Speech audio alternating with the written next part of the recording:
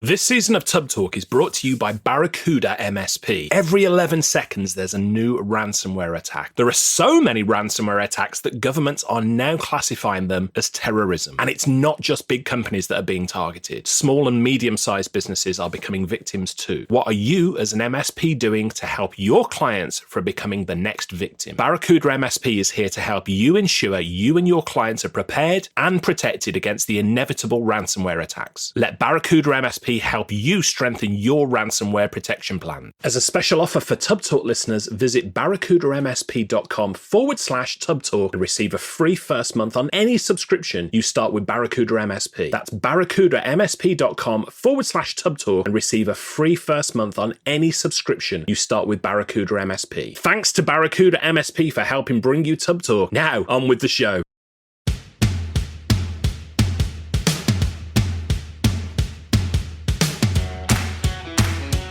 Well, hello there, Richard Tubb here with a very special edition of Tub Talk, the podcast for IT consultants. Now, using this podcast as a medium, I have done my very best to raise the profile for advancing women in IT. Specifically, we have talked with some incredible women in IT.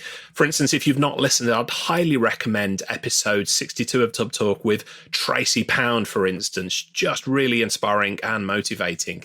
So, when the House of Lords and the British government reached out to me to see if I'd like to interview the Minister for Women, I jumped at the chance.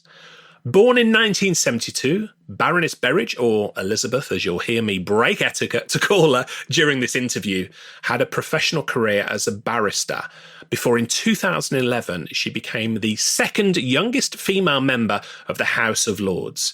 The first, you might ask? Well, it's a lady you may recognise, Martha Lane Fox of lastminute.com. Elizabeth Berridge is a life peeress as Baroness Berridge of the County of Rutland, where she sits on the Conservative Party benches. She is Parliamentary Undersecretary of State for the School System at the Department of Education and Minister for Women.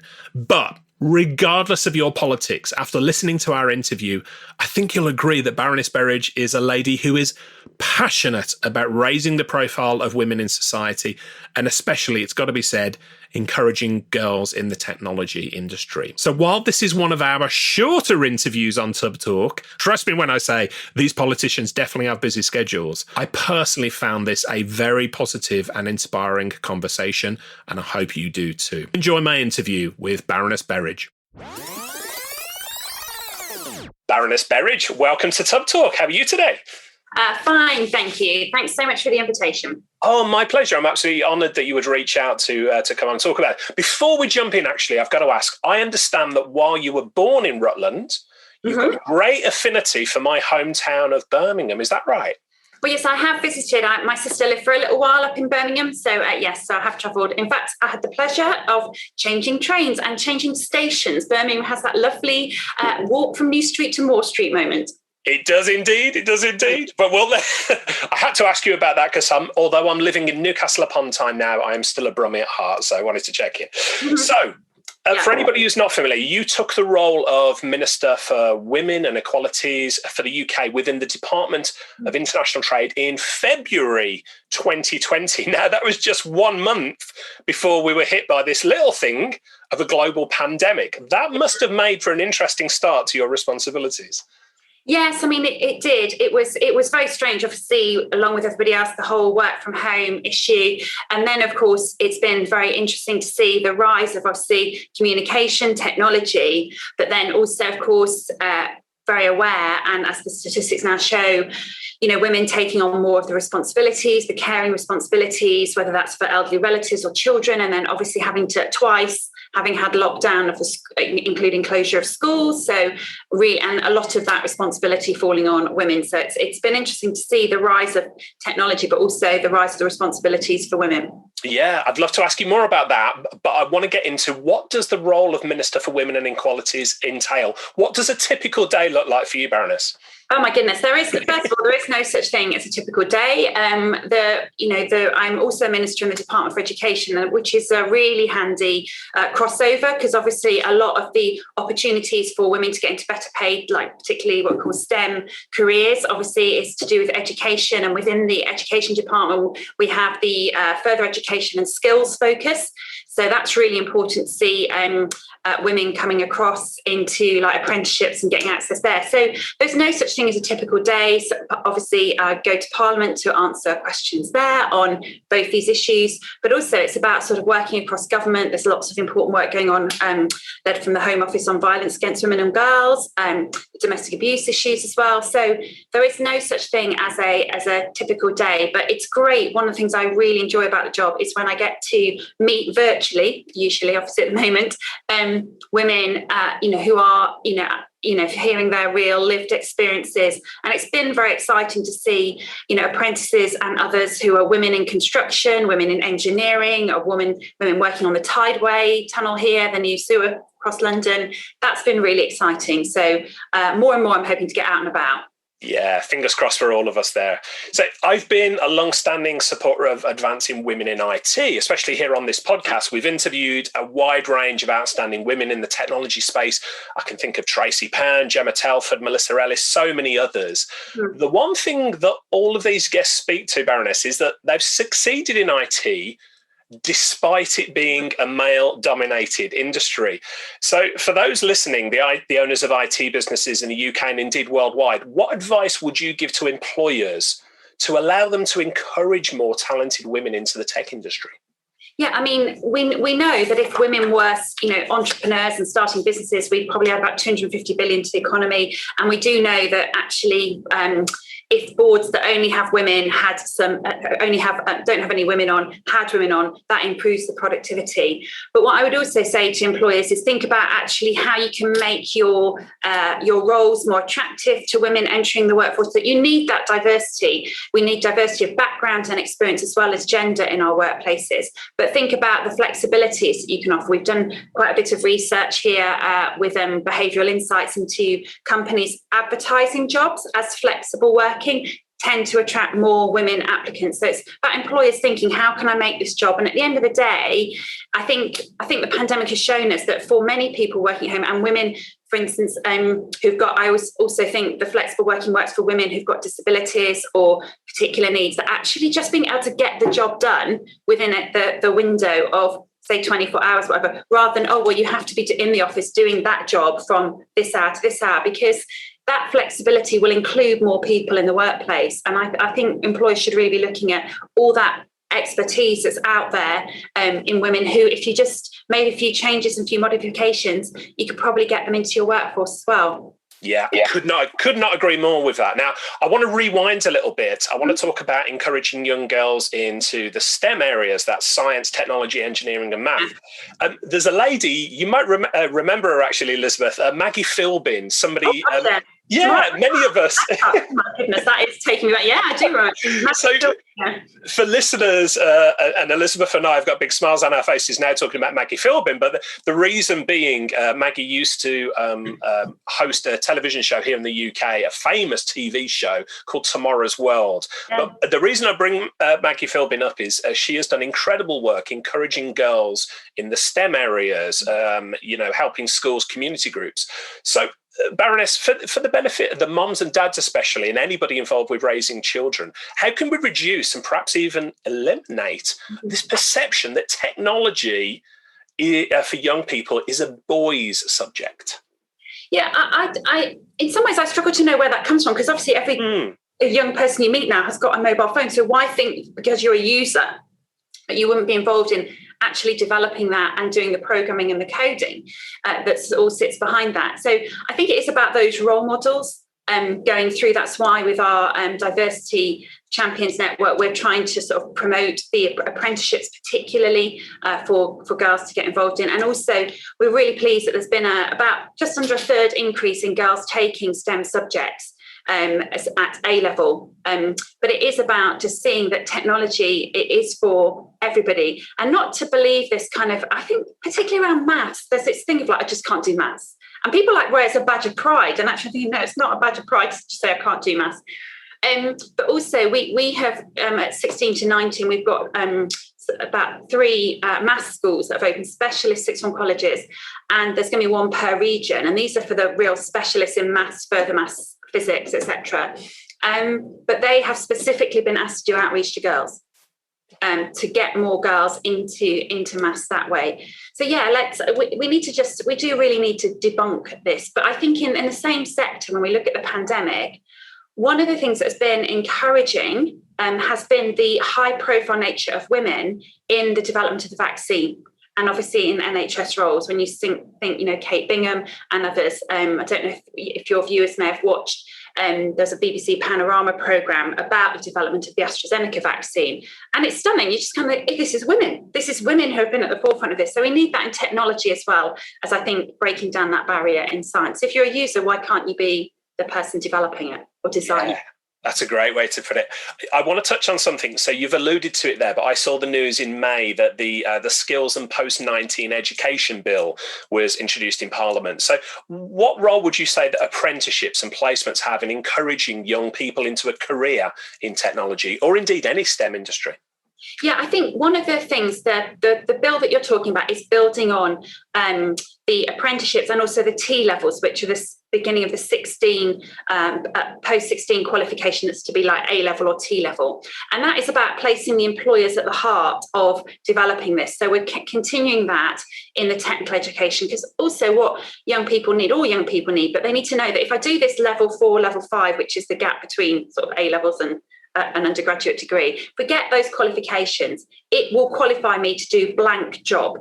And the employer has been involved. So this is like a rubber stamp for them. So we do need to get more girls into apprenticeships and get that message out there. It's the earn whilst you learn sort of model.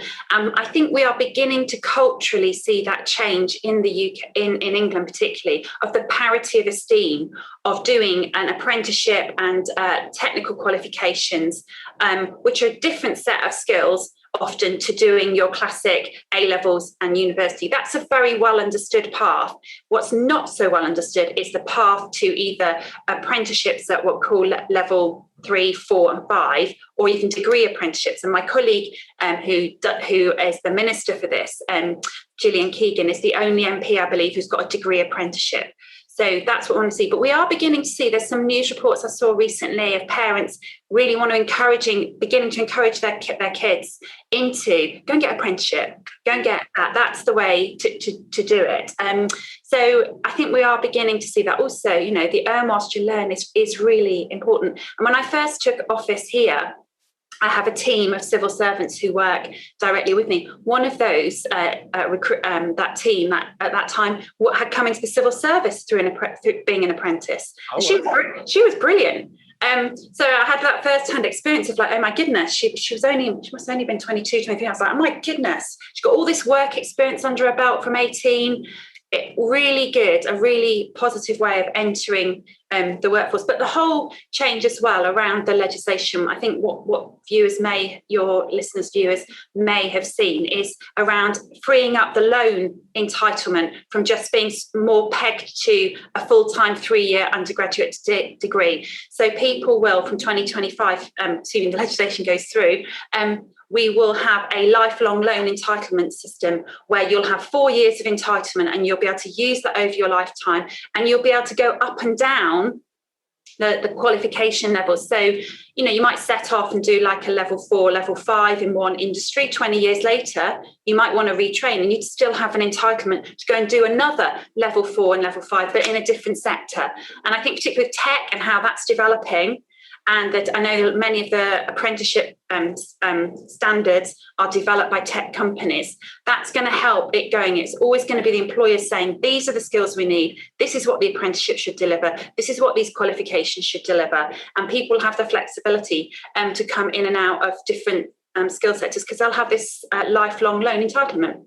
Yeah, I love that approach because we don't really have, you're a great example of this, we don't really have one career now, do we? In our lifetime, we do 2, 3 different things. So yeah. And to give people and also it's to free up part-time learning. And I think for many women, when you think about women in tech, being able to do your study part-time and work it around maybe a part-time job, or work it around family or other caring commitments, I hope will be really appealing to many women. Yeah. Now, you're very active on Twitter at Baroness EB. We'll include that in the show notes so people can reach out to you as well. But I've recently seen you talking a lot to the hashtag Build Back Better. Mm-hmm. So as we recover from COVID-19 as a society, globally that is, what do you think the opportunity for women to build back better looks like? Oh, I think if employers, as you say, can keep hold of this cultural change around flexible working, I think that's a great opportunity to include more women in the workforce. I think we also, though, want to. What is very important to many women, and particularly many young people, is the net zero agenda. And building back better is about building back with the green technology. I happen to have the privilege in the Department for Education of being in charge of the capital spend, so school buildings, and looking at how we build new buildings in a way that are net zero is really important. So I think when we look at building back better, I think also as well, people have seen from the pandemic as maybe a different, slightly less frantic way of living, which I do hope that with the flexibility in the workplace, many women will come into the workforce and take advantage of that flexible working. But I do hope that they will just, we're doing what we can to help them think about different areas. We're ever developing new trainings. We've got these short 16-week, I think they are, boot camps, which are, trying to skill people, and I think it gives them an interview at the end. So there's lots of flexibility around how you train even now. But I think the women out there and women in the workplace, never forget that actually there are people coming up behind you. We all need as well that person who's ahead of you that you think, oh my goodness, at our stage of our career. But trying to encourage young people, I've had you may have seen on Twitter, such an inspirational time through a friend, sort of getting alongside a young woman who came to the UK from Syria 7 years ago as a refugee. That kind of thing, and we can only, I think individually, you can only do that for like one or two people. But if everybody was doing that for one or two people, we don't have the whole place, covered. So I think just really investing in helping people coming through behind you, she's gone into law, is also really important. And you get, with all these things, I get so much more out of that than I give. Yeah, and for anybody listening to this who wants a shot of inspiration, motivation, please go and check out the Baroness on Twitter and your blog, indeed. I've been catching up on that. So earlier in your life, I believe you spent time in Trinidad and Tobago and Ghana. I did. I absolutely loved it. So I know that one of your favourite African proverbs is something I really believe in too. It says, if you want to go fast, go alone, but if you want to go far, go together. How has that proverb impacted you personally during your life?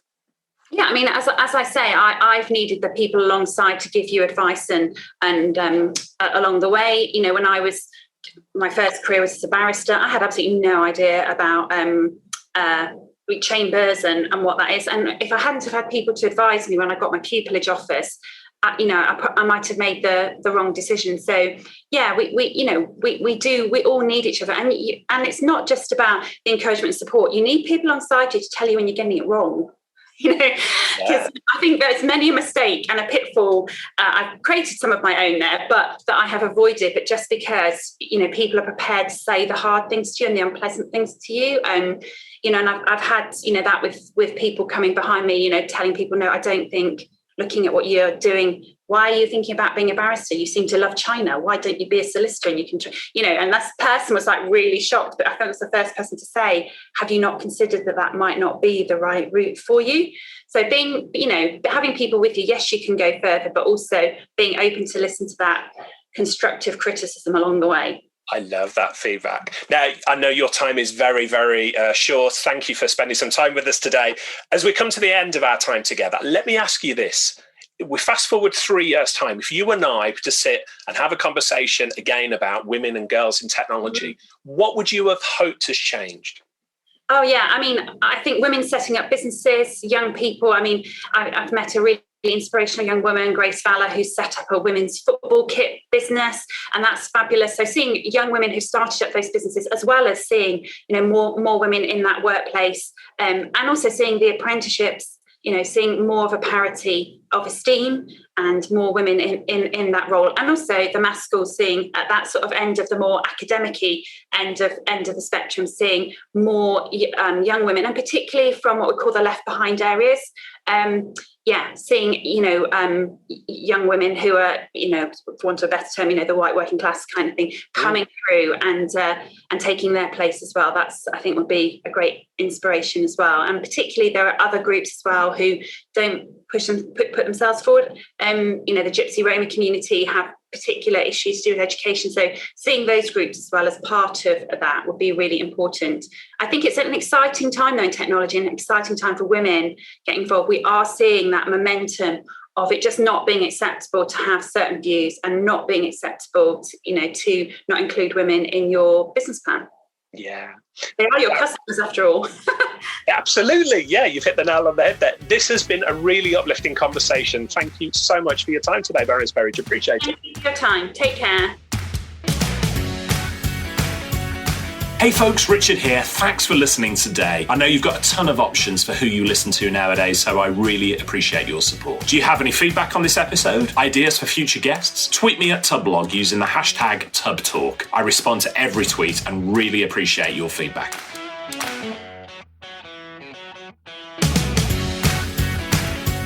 This season of Tub Talk is brought to you by Barracuda MSP. Every 11 seconds, there's a new ransomware attack. There are so many ransomware attacks, governments are now classifying them as terrorism. You've seen the news. Oil pipelines, universities, corporations, all paying millions of dollars. It's not just big companies that are being targeted. Small and medium-sized businesses are becoming victims too. So what are you as an MSP doing to help your clients from becoming the next statistic? Barracuda MSP is here to help ensure you and your clients are prepared and protected against the inevitable ransomware attack. 1. Attacks start with an innocent-looking email that tricks users into revealing usernames and passwords. Barracuda MSP can train your clients on your behalf to recognize an attack and enable you to deploy anti-phishing technology. 2. Secure clients' web applications. File sharing services, web forms, and e-commerce sites often have weak points hackers are looking for. If hackers get into these applications, they go after business data. Protect access to these applications so hackers can't get onto your client's network. 3. Backup is a must. Today's solutions make it simple and fast to protect archives and backup or restore an up-to-date copy of an entire server or an individual file. Let Barracuda MSP help you strengthen your ransomware protection plans. As a special offer for Tub Talk listeners, visit barracudamsp.com/tubtalk and receive a free first month on any subscription you start with Barracuda MSP. That's barracudamsp.com/tubtalk and receive a free first month on any subscription you start with Barracuda MSP.